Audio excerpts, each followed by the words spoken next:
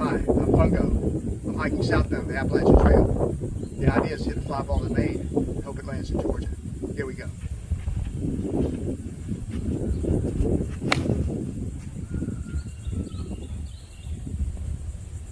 Hope you follow along southbound Appalachian Trail.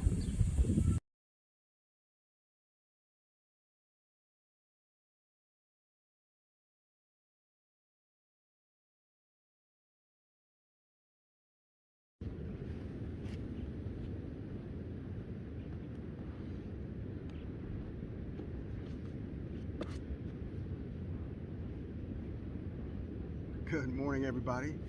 I'm at Cherry Grove Inlet in North Myrtle Beach, South Carolina.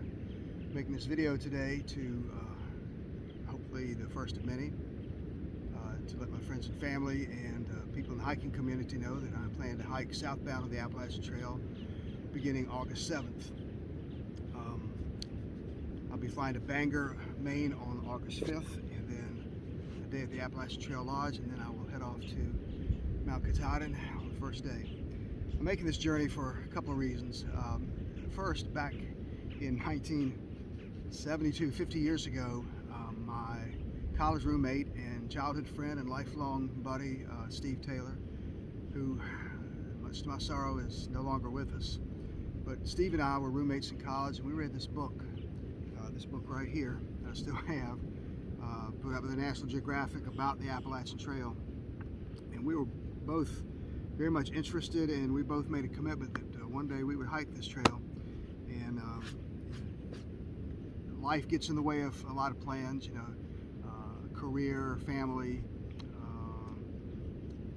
and just trying to make enough money to get by. Well, I'm at age 70 now, and so at age 70 I have time now to sit back and follow up on a commitment we made some 50 years ago about hiking the trail. I'm going southbound for a couple of reasons. First is it fits in my schedule. I've been able to stay here at the beach for 2/3 of the summer. I've been able to make some extra money working for a vacation rental company and also continuing to umpire baseball at the Ripken Experience in Myrtle Beach. And so now I'm at a place now where I'm ready to go. It's southbound is the direction that fits right now. There's no way I can go northbound at this point in the year and try to make it all the way up to Mount Katahdin. So southbound it is. The other reason for southbound is I contacted the Appalachian Trail Conservancy, and in the 85 years that the trail has been open, only 4 people age 70 or older have ever hiked it going southbound, completed it going southbound. A lot northbound is the much preferred route. So southbound presents that challenge. It also presents a challenge in the fact that it is the most difficult way to go, and maybe that's why so few people have tried it that way. Southbound, the first day is the hardest day. You're going to climb Mount Katahdin, about a 4,000 foot gain in about 5 miles. It's as much bouldering and climbing as it is hiking on that first day. Once you clear Mount Katahdin, then you're faced with the 100-mile wilderness where there's nothing for 100 miles until you get to town of Monson, Maine. And so you've got to resupply, and although it's not as difficult as much as the rest of the trail, the 100-mile wilderness presents its own challenges.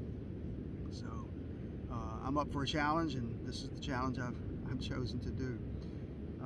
So southbound it is. Now, we're going southbound, leaving as late as I am in August. Most people go southbound, leave in June. And so southbound, people who hike the trail going north, they catch winter on the front end. They're on the front end of their hike. They're catching winter in February and March. Going southbound, I'll be racing Christmas for sure, and so I'll be catching winter on the front side, on the back end of my hike. So we'll see how that goes. I'm not out there trying to prove a point to anybody, except maybe myself.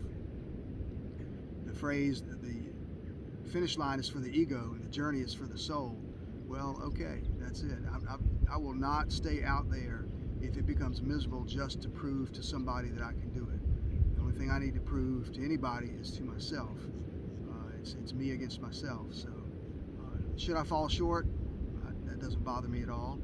Teddy Roosevelt's quote, the man in the arena, it rings true for me every day of my life, and that is, that the credit belongs to the man in the arena, who dares mighty things, who wins glorious victories, though checkered with failure, than it is to live in the gray twilight that knows neither victory nor defeat. And I refuse to sit here and live every day doing the same thing, day after day after day until I run out of days. Although life here at the beach is sweet, I personally need a challenge. A good friend of mine once said, it was a quote actually from Eleanor Roosevelt, you need to do something every day that scares you. Well, I don't know about every day, but this does scare me. I'm looking forward to this with excitement and also a lot of apprehension, which is probably a very good mix. And as I said, I've waited a long time to do this. Langston Hughes once wrote, "A dream deferred is a dream denied." And I've been deferring this quite a long time, and this is something I choose to do. So heading southbound is going to be a real challenge, and I'm pretty much up for it. I'm not doing a gear video like a lot of hikers do before they hit the trail. I've got, back in 2017, I did about 210 miles of the trail from Amicalola Falls, Georgia to Gatlinburg or Newfound Gap, Tennessee. And I went out there not with the intent to do a through hike. I only have like 6 weeks of free time, so I just want to see what I could do out there. And oh my gosh, I weighed my bag at the visitor center to Amicalola Falls, and it weighed 44 pounds. I can't, they say you pack your fears. Well, I must have been a scared little boy 5 years ago. So not doing a gear video, but I can tell you that what I've done is I've spent some money, and I'm going lightweight. I've got this Hyperlight, well, hello. I've got this Hyperlight bag, and that reduced a lot of weight. My new tent, new sleep system. I've learned some things that I don't really need out there. So this is going to be my bag, and I've got it packed with everything in it, and right now it weighs in, not everything, but I got most of everything in here. And right now, with 5 days of food and what amounts to 4 pounds of water, I'm weighing in at 24 pounds. So I've got some other things to add, subtract. You know, I look at one thing and say, I'll pack this, and I said, nah, maybe not. And you might look at an item and say, well, it's only 4 ounces. Well, ounces add up to pounds really quickly. So, you know, right now at 24 pounds, that's 20 pounds lighter than what I had before. So that's like carrying a bowling ball and a half that I don't have to carry anymore out there on the trail. So I feel pretty good about that. I went on a recent shakedown hike on the Foothills Trail in South Carolina, and the pack wasn't as comfortable as my old one, but it makes up for it in being lightweight. So I think I'm ready with this. It's a good setup, and we're good with that. You know, a lot of people get trail names out on the trail. Who knows? Somebody might come up with a better one for me, but the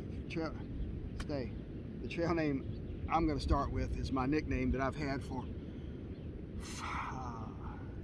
Lord have mercy, how many years have I had this nickname? I don't know, probably 40 years. When I was coaching baseball in the Fredericksburg, Virginia area, in Spotsylvania High School, I got so good at hitting fungos. Now this is a fungo bat. It's used to hit ground balls and fly balls in practice for outfielders and infielders. I got so good at hitting fungos that Mike Goldsmith gave me this nickname, Fungo, and it stuck. I mean, I became known as Fungo to everybody. Every student, I'd walk into a classroom and people would mumble, "Oh, the fungus is among us." I used to get upset at that, but not anymore. It got to be kind of cute for a while.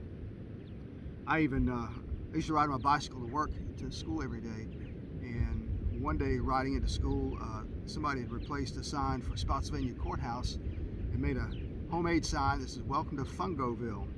That's how prevalent my nickname was.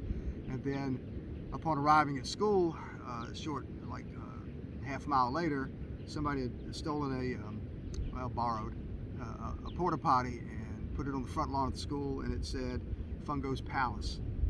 So this has been my nickname forever, and that's what I'm going to go with on the trail, Fungo. If somebody comes up with a better one for me out on the trail, then that's fine. That's fine. So anyway, that's what's happening for me on August 7th. Katahdin, here I come, and after that we'll see what happens after that, how far I can get. I will not stay out there, as I said before, to prove something to somebody. I'm out there, me against myself. So hopefully you can follow along. I will have a YouTube channel. Hopefully posting videos every day, and I'll also update people on Facebook. I will be carrying a Garmin inReach, so my family can track me, and of course it has an SOS function on it too, so hopefully that never gets pushed. All right, I'll update you as the progress begins on the trail on August 7th.